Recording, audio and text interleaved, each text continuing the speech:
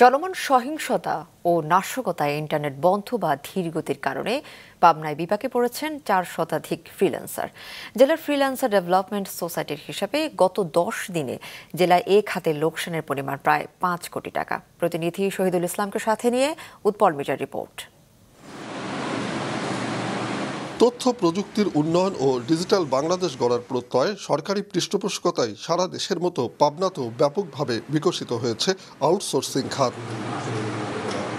ICT মন্ত্রণালয়ের তত্ত্বাবধানে এ জেলায় প্রায় 400 বেকার যুবক প্রশিক্ষণ নিয়ে শুরু করে আউটসোর্সিংয়ের কাজ।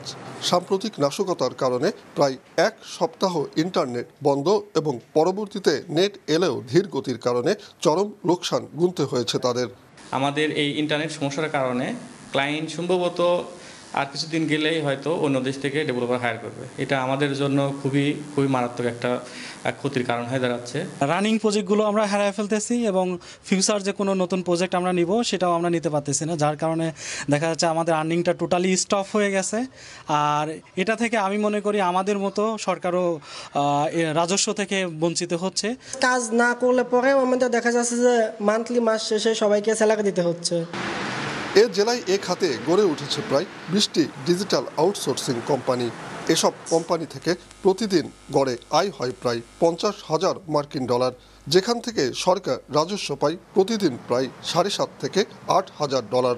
প্রায় 400 জন মানুষ আমাদের এই ফ্রিল্যান্সিং খাতের সাথে পাবনা জেলায় যুক্ত আছে এবং তারা প্রতিদিন গড়ে প্রায় 50,000 ডলার ইনকাম করে এবং আমরা নেট থেকে সম্পূর্ণ বিচ্ছিন্ন থাকার কারণে আমাদের এই ডলার ইনকাম ব্যাহত হচ্ছে।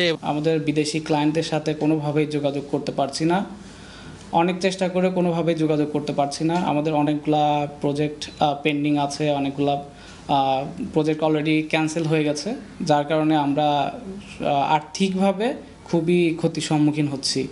নেট বন্ধ থাকায় ফ্রিল্যান্সারদের ক্ষতি হয়েছে প্রায় 5 কোটি টাকা। বাতিল হয়েছে অনেক অর্ডারও।